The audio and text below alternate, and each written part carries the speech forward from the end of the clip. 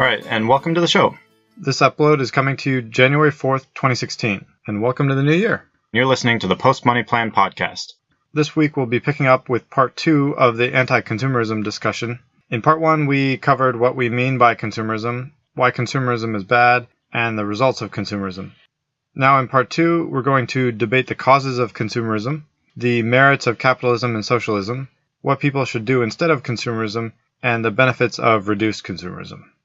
The episode is hosted by myself, Dallas Post, founder of the Post Money Plan, and my guest again is Michael Ferris, a professor of Arabic at the University of Houston. So I'll go ahead and play back his intro for you. So, my name is Michael Ferris. I'm a professor at the University of Houston, one of the largest public universities in the country. I consider myself an educator first and foremost. I teach the Arabic language.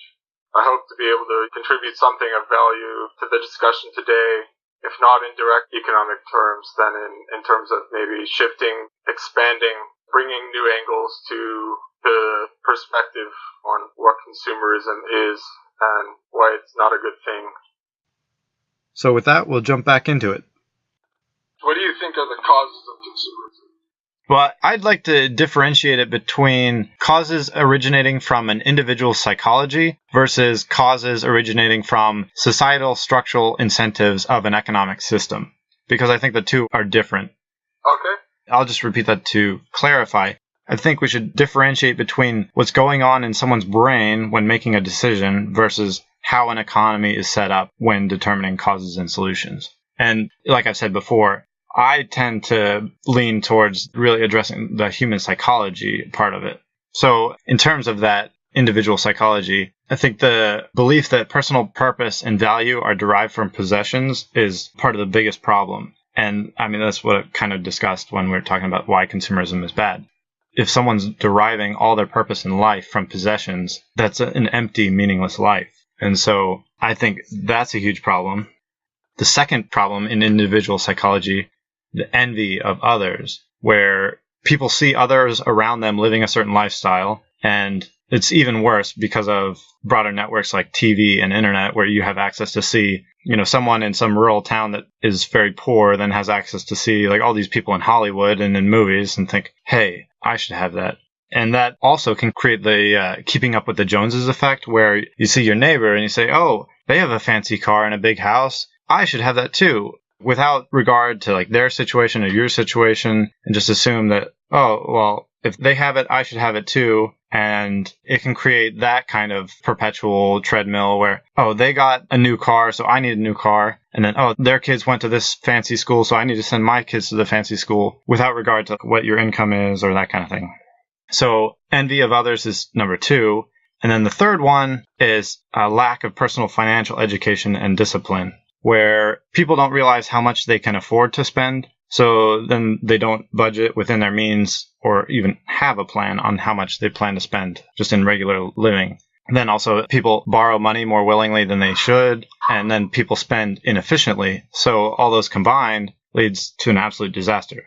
So just summarizing there, what I think about the individual psychology part of the problem of consumerism is the belief that personal purpose and value are derived from possessions, envying others, and a lack of personal financial education and discipline cause a huge part of the problem. It's a good summary of the individual psychological causes of consumerism. Yeah, I would agree with all of those for the most part. I don't have any disagreements with you there.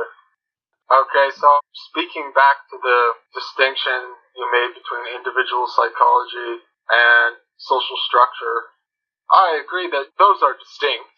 But I would also say that in certain ways, to a large degree, they can overlap and they influence each other, because it's ultimately people and values and culture that leads to and defines a social system, and in turn, a social system that leads to and influences and defines people's ideas and values. That's a fair point. These two things work back and forth in tandem on each other, and they mutually define each other in this kind of equilibrium, because social structures and institutions are ultimately run by people, and So one of the ways I would define consumerism, maybe to go back to defining consumerism, something now I think we can add to our definition after all of this discussion, is that perhaps consumerism, first and foremost, is a culture. It's a cultural value or a cultural norm. It's this thing that is perhaps much more subconscious for us than we're willing to admit. And I think that corporate interests, if you just look at banks, for example, the 5 huge banks that control the vast majority of the wealth in this country, their system of doing business is almost entirely predicated upon the selling of debt to the American masses. So it becomes nebulous, or not, I don't want to say nebulous, it becomes harder to talk about individual responsibility in a vacuum when you have this culture. You have the dominant banking culture of can't afford it, just take on debt because nobody can afford anything. Because if most people are making wages that are far too insufficient to afford even basic necessities, then it becomes a survival thing to take on debt. Well, this might sound nebulous and counterintuitive to you given my capitalist perspective, but I believe modern-day banks shouldn't exist in the way that they do. Because I agree 100% with you. In fact, I think the Federal Reserve probably should never have been created. Now we're getting to the arguments that I want to get to. Yeah. All right, okay, let's hear it. From the economic system perspective and capitalistic incentives, I believe excessive consumerism and capitalism are not codependent. So I think we disagree there, but I don't think you need excessive consumerism to have a healthy capitalist system. And I would say capitalism encourages productivity and hard work and efficiency. And so capitalism causing everyone to be poor, I kind of think of that as a straw man argument because I think capitalism is mutually exclusive from the decision of countries to go on a fiat currency system, like we were just saying. So I think the fiat currency is controlled by central banks and then governments then taking advantage of the fiat currency and spending more than they make is really starting to get at the true heart of economic problems. So when you have a fiat currency plus deficit spending, that leads to printing more currency, which devalues the existing currency, which is effectively a tax on the poor. So inflation, when you hear of inflation, that's really a devaluation of the currency. And inflation hurts poor people a whole lot more than it hurts rich people. Well, obviously. If the dollar menu at McDonald's, we're kind of going back to food, but if the dollar menu goes from $1 up to $2, that doesn't matter to some rich person, but it's a huge impact on some poor person on the street that's asking for handouts and gets $1. For a poor family, it could mean skipping a meal, you know what I mean? The other point there is that wealthier people own more assets than poor people. So when a government prints more money and causes inflation, or essentially the devaluation of existing currency, asset prices go up and the value of the currency goes down. So inflation actually can increase stock market returns, which typically wealthier people have stock market investments and poor people don't. Right. So this begs the question, who are the ones influencing government policies? They are the wealthy. They are the ones in control. They are the corporate elite. And I think it always has been that way. And if you go back far enough into the history of this country, who created the Federal Reserve? A bunch of rich capitalists who went off to an island and decided they needed to do this in order to protect their wealth and to influence the government to put forward policies that would ensure this. I agree with you, except for the trying to pinpoint it on a specific scapegoat. Because people are going to behave that's what I'm saying about human nature. I'm not talking about a specific scapegoat. I'm talking about, I guess you and I maybe disagree on the definition of capitalism, but I'm operating with the historical understanding that it was always the capitalists who, because they controlled and still control the majority of the wealth in the country, have advantage in leveraging the government to create policies that are in their interest at the expense of the millions of people who are everyday workers trying to get by. Well, I think there's some good points there and some that I would argue with. Because, yes, that can happen, or that has happened in the past, but even in communist systems, the people in power take advantage of that and ruin it. You're absolutely That's right. What I'm getting at is it's right. about human nature, the individual. Yeah, you're right. You're right. And there's actually a very funny, cynical quote that I read on The Onion, actually. It was, the Onion's definition of socialism is basically the view that wealth is better managed by dysfunctional public entities instead of dysfunctional private entities. So I will give you that there is that caveat that perhaps the only difference between capitalism and socialism may be the location of wealth in the private sector versus the public sector. And given that private and public sectors both have human beings working in them, and that human nature is always amenable to greed and corruption and evil, and if you want to put a touch to Christian theology there, then you're always going to have these things regardless of system. So, I mean, now you're getting to it. Now you're getting to it. It seems to be that given human nature, capitalism is the better system. But I'm still not so sure I believe that. But I understand where you're coming from. Yeah, see, that's what I'm getting towards. You're going to have corruption in whatever system you have, and unless you change the hearts of people to be more compassionate and caring about others and themselves and find meaning and purpose in life, no system is going to work. Right, I agree with you. But then the question is, what system is most conducive to that? To spreading compassion and understanding and really education, I think is what you're touching on. And I would add democracy. And I am very reticent to concede that capitalism is the best system for that, simply because in capitalism, the only thing that ultimately matters is profit. And it just seems like if just on an a priori basis, philosophically speaking, if you want to speak about what are the considerations that should go into moral good and justice, if you want to talk about Christian theology, God's will being done, it just seems that it just seems false that profit motive is somehow sufficient to cover all of those things.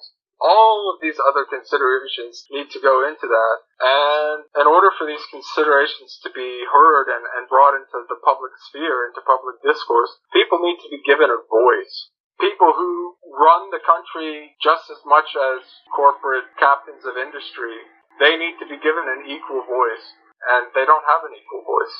And the system that we have currently, the sort of oligarchy government, the corporate oligarchy government we have, does not give people that voice.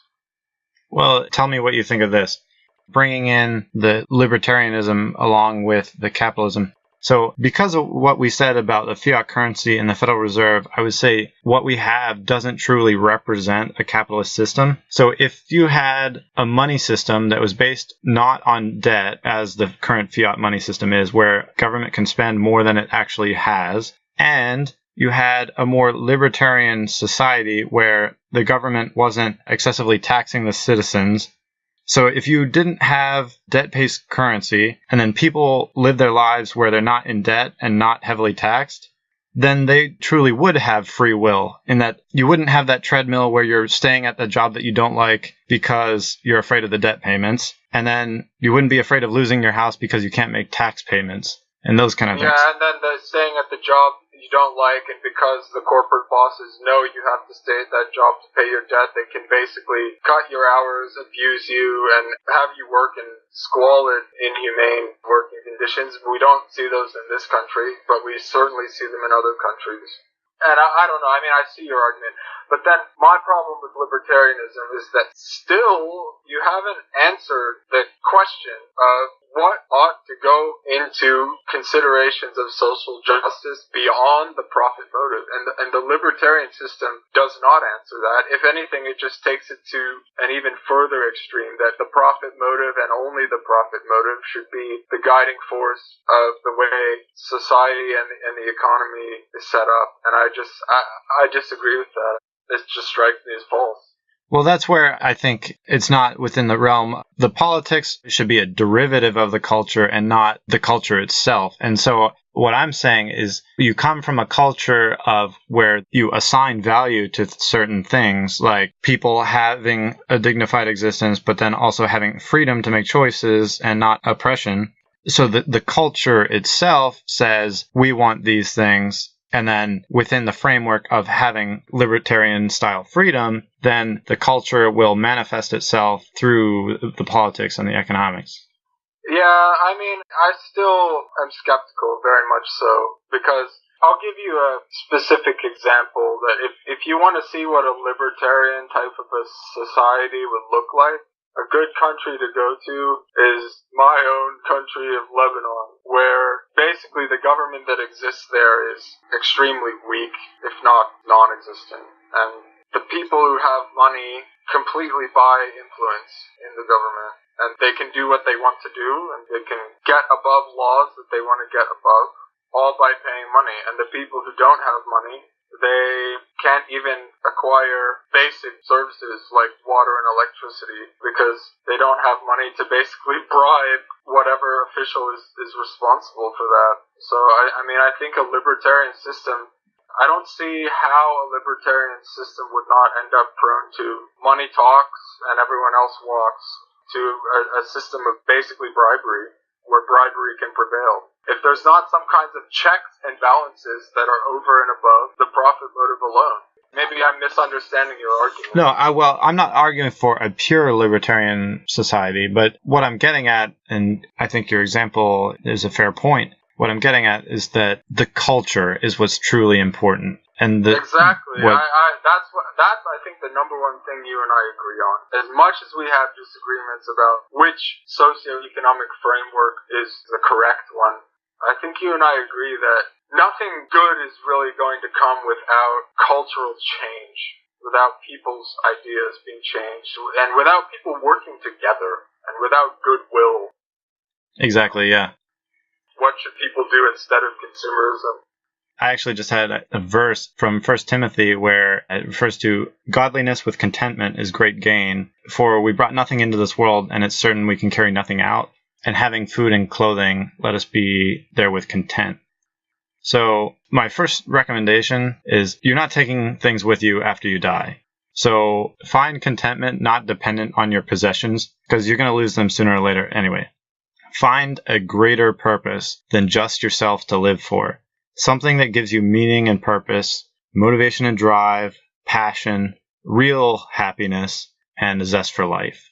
And then my second recommendation is to become a net producer in society.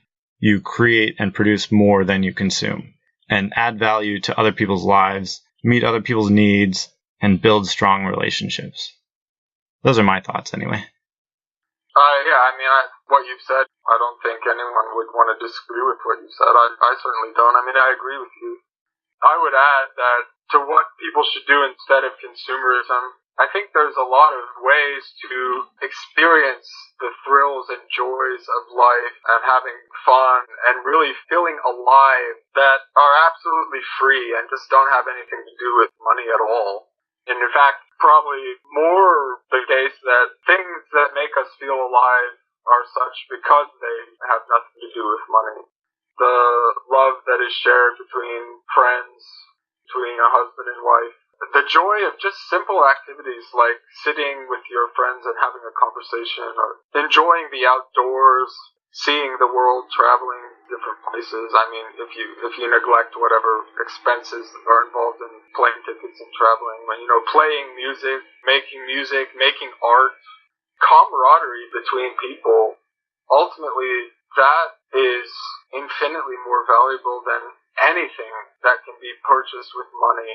That's something I believe, and I think that studies about depression and anxiety and points which you touched on, they point to that also, that one of the best cures for depression and anxiety, or maybe not cure, but one of the best measures to promote spiritual, mental health and well-being is camaraderie with your fellow human beings, is social structure, social relationships. Yeah, I think that's a fair point. And I think that's a good positive note to maybe end our discussion on. This has been a very stimulating discussion, by the way, I have to say. Which, maybe that just leads us into our conclusion of what the benefits are of reduced consumerism. So, like you said, it brings people together, you find more fulfillment than just thinking about your own personal situation. If you had less excessive consumerism in your life, you'd have less debt, less stress, less marriage and relationship strain, more happiness and contentment. You'd be able to be more generous. You'd be able to find fulfillment in other areas of life. a more sustainable societal consumption of resources, if you think of it that way. And the final point that I want to make is that societal demand will dissipate from unimportant things, encouraging economic development to concentrate on important things. I mean, no one willing to pay for movies or sports or those kind of things, but still willing to pay for education and housing would encourage less business investment in entertainment and more in schools and homes, for example. So that's the final point that I wanted to make. Anyway, that pretty much wraps things up here. So I want to thank you, Michael, for coming on the show. Thank you for having me. And thank you, listeners, for joining us this time. And we'll catch you next time on another edition of the Post Money Plan podcast.